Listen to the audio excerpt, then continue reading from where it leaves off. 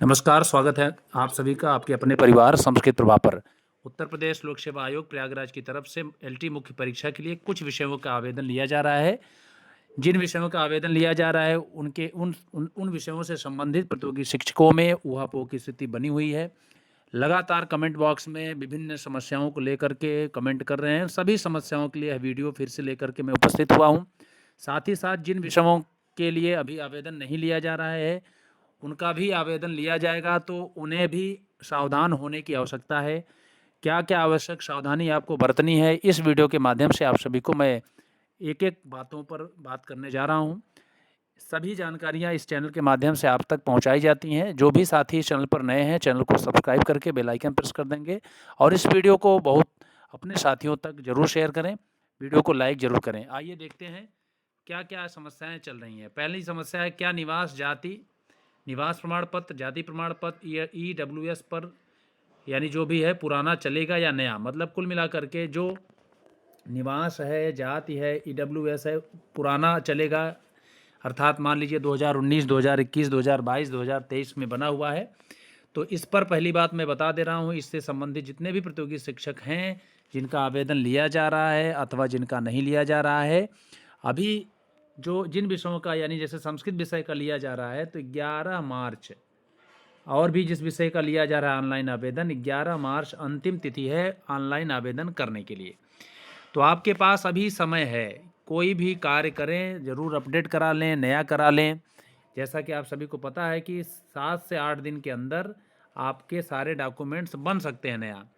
तो कोशिश करें आप नया लगाएं। यदि नया नहीं है तब आप विकल्प में ले सकते हैं, या किसी का नहीं बन पा रहा है तो आप पुराना ले सकते हैं। लेकिन यहाँ पहले बात समझें, जाति प्रमाण पत्र में जो लोक सेवा आयोग का फॉर्मेट है, एक फॉर्मेट है। आप जब रजिस्ट्रेशन जो जो विज्ञापन जारी जब हुआ था यानी प्री परीक्षा के लिए, तो वहाँ पर फॉर्मेट दिया गया था, उसी फॉर्मेट में आप बनवा लीजिए और नया होना चाहिए। अगर उस फॉर्मेट में नहीं बना पा रहे हैं तो लोक सेवा आयोग की जो अभी विज्ञप्ति जारी की गई है मुख्य परीक्षा के लिए, उसमें एक लाइन लिखी हुई है कि यदि आप डिजिटल जाति प्रमाण पत्र आप लगाते हैं, जाति प्रमाण पत्र हो या आपका जो है जो भी मान लीजिए दिव्यांगता प्रमाण पत्र आदि जो भी है, मान लीजिए जैसे भूतपूर्व सैनिक आदि हैं, तो ये मान लीजिए कोई भी चीज़ आप लगा रहे हैं जिनका संभव हो कि हाँ नया बन जाएगा, तो वो ज़रूर नया बनवाएं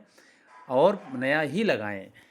कुछ लोगों का कहना है कि निवास प्रमाण पत्र नहीं लग रहा है, तो याद रखिएगा, निवास, जाति, ये सभी आवश्यक डॉक्यूमेंट्स हैं, आपको ज़रूर बनवा लेना चाहिए। अदर स्टेट के जो प्रतियोगी शिक्षक हैं उनका निवास उनके यहाँ का ही चल जाएगा, लेकिन आपका उत्तर प्रदेश का तो बनेगा नहीं। अगर आपका अन्य स्टेट के हैं तब भी आप अपना ही लगा दीजिएगा, तो कोई हानि नहीं होगी।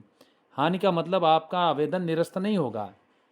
तो जो भी संभव हो आवश्यक डॉक्यूमेंट्स में नया आप करा करके ही आप फार्म को भरें, ठीक है।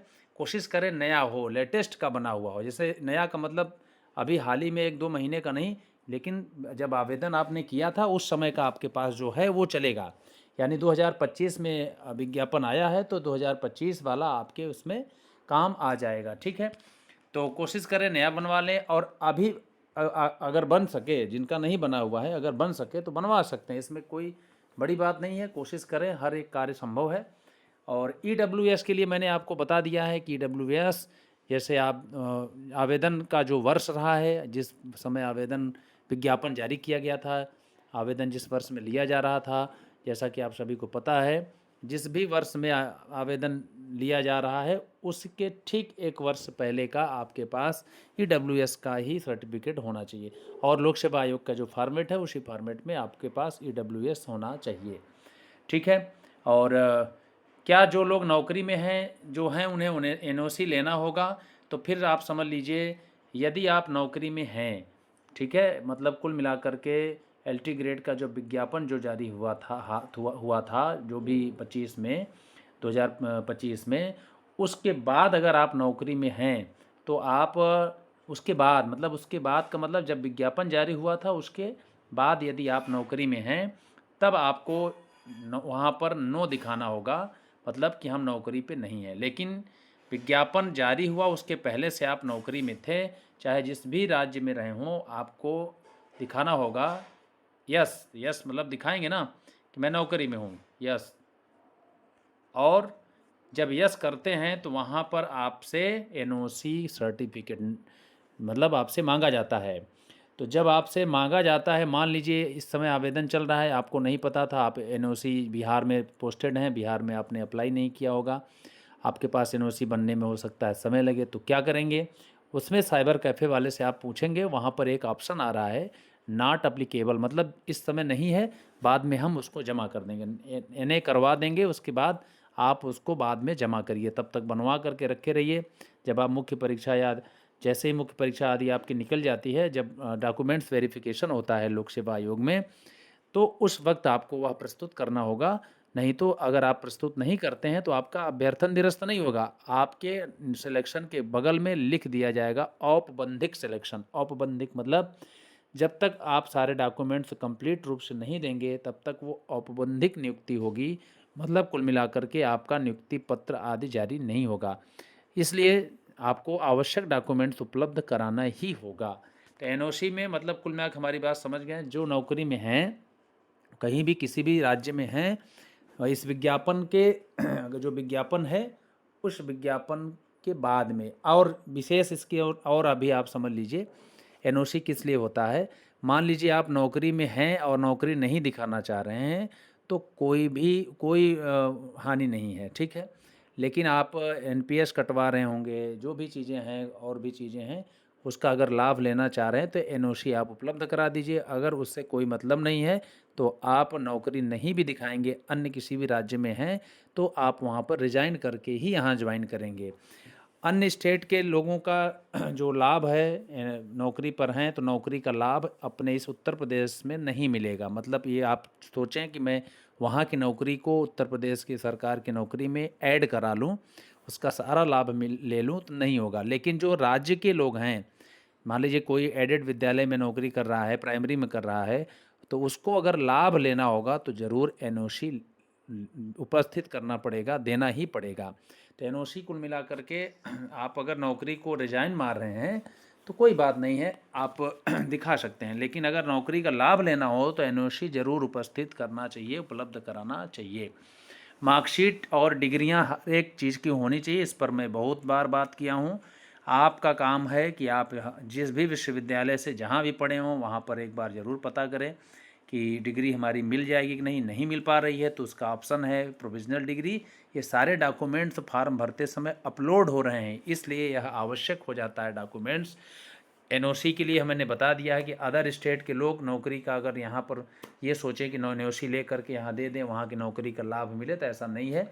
एक स्टेट से दूसरे स्टेट का कोई लाभ नहीं मिलता है। हाँ, आपको जो है अगर आप उत्तर प्रदेश सरकार में हैं, कहीं भी नौकरी कर रहे हैं, तो इसका लाभ मिल सकता है। तो ज़रूर उत्तर प्रदेश में जो नौकरी कर रहे हैं उनको एनओसी ज़रूर उपलब्ध कराना चाहिए। एनओसी आपके पास नहीं बन पाई है तो उसमें नॉट अप्लीकेबल करा दीजिए, एनए करा दीजिए, और बाद में आपको बनवा करके उपस्थित कर देना चाहिए। एनओसी वैसे बन जाता है, जिस भी विभाग में आप हैं उस विभाग में आप एनओसी के लिए आवेदन करेंगे, आपका एनओसी मिल जाएगा, ठीक है। हार्ड कॉपी के साथ क्या आवश्यक डॉक्यूमेंट्स लगाना चाहिए? सारे डॉक्यूमेंट्स आवश्यक जितने भी हैं सब लगाना चाहिए। और साथ में जब आप ऑनलाइन आवेदन करते हैं ना, तो आपके माता या पिता का आधार कार्ड भी लग रहा है, तो आधार कार्ड भी आप देंगे। साथ में दो मतलब सगे संबंधी, मतलब आपका कोई रिलेशन में ना हो, खून आपका ना हो, कोई भी आपका परिचित जो आपको जानता हो, उसका मोबाइल नंबर, ईमेल आईडी, उसका नाम पता आदि, दो परिचित व्यक्तियों के लिए भी डिटेल वहाँ पर मांगा जा रहा है। आपका कोई सगा संबंधी नहीं होना चाहिए, आपके ब्लड का कोई नहीं होना चाहिए, ठीक है। कब फार्म भर देना चाहिए? तो याद रखिएगा, नेटवर्क और साइट का कोई भरोसा नहीं है, इसलिए आप सभी लोग आवेदन को जल्द से जल्द भरें। अंतिम तिथि तक लटकाने का कार्य न करें। कोशिश करें कि 11 मार्च अगर लास्ट तिथि है तो 8-9 तक 7-9 तक ज़रूर भर के सबमिट कर दीजिए। जो दूर हैं, जिनका आवेदन स्पीड पोस्ट से आना है, तो उनको तो और बहुत जल्दी ही आवेदन करना चाहिए। मतलब उनको जल्दी से ही भरने के बाद उसको स्पीड पोस्ट कर देना चाहिए। और कोशिश करें, यदि आपका कोई परिचित का व्यक्ति है या कोई भी है जो प्रयागराज में रह रहा है वह लोक सेवा आयोग के गेट नंबर 3 में डाक विभाग में हाथों हाथ मतलब बाई हैंड अपना जो है आवेदन जो है वहाँ पर उपलब्ध करा दे कोशिश करके। और जो दूर है नहीं आ पा रहा है तो उसके लिए विकल्प है कि वह स्पीड पोस्ट या डाक के माध्यम से ज़रूर अपना जो है भेज दे। ठीक है। अन्य में यही कहना है कि आप अपने जो जो भी डॉक्यूमेंट्स हैं जो आप वहाँ भेजेंगे स्वप्रमाणित करके भेजेंगे, मतलब फ़ोटो कापी रहेगा उसका स्वप्रमाणित होगा। और साइबर कैफ़े जो भी आप जिस भी अपने हाथ से अपने किसी ऐसे अनट्रेंड व्यक्ति से अपना ऑनलाइन आवेदन नहीं कराइए। कोई जो अनुभवी हो, बिल्कुल कंप्यूटर का मास्टर हो, स्किल्ड हो, जिसके पास बहुत सारे फॉर्म भरने का अनुभव हो, उसके पास आप जाएंगे तो आपकी आधे से ज़्यादा समस्याओं का समाधान संबंधित व्यक्ति कर देगा। बाकी अगर कोई समस्या है तो आप ज़रूर इस वीडियो के कमेंट बॉक्स में आप कमेंट करें। साथ ही साथ इस वीडियो के माध्यम से यह सूचना देना है कि संस्कृत प्रभा परिवार की तरफ से संस्कृत विषय के लिए मुख्य परीक्षा के लिए लेखन कार्यक्रम बहुत ही बेहतरीन चलाया जा रहा है। लगभग 200 से 250 लोग जुड़ करके लाभान्वित हो रहे हैं। कहीं आप न चूक जाएं। आप चाहे जितनी पढ़ाई करें लेखन कार्य ज़रूर करें। इस वक्त लेखन कार्य बहुत ही बेहतरीन तरीके से चल रहा है। इस वीडियो के डिस्क्रिप्शन बॉक्स में कमेंट बॉक्स में आपके लिए संपर्क सूत्र दे दिया जाएगा। संस्कृत विषय के लिए मुख्य परीक्षा के लिए जुड़ने के लिए आप संबंधित उस नंबर पर संपर्क कर सकते हैं। साथ ही साथ इस वीडियो के डिस्क्रिप्शन बॉक्स में जो संस्कृत विषय के लिए मुख्य परीक्षा के लिए कॉमन ग्रुप बना गया है उस ग्रुप का लिंक दे देंगे, आप उस लिंक के माध्यम से जुड़ सकते हैं। तो साथ ही जो भी अगर कोई समस्या है तो ज़रूर कमेंट बॉक्स में करें।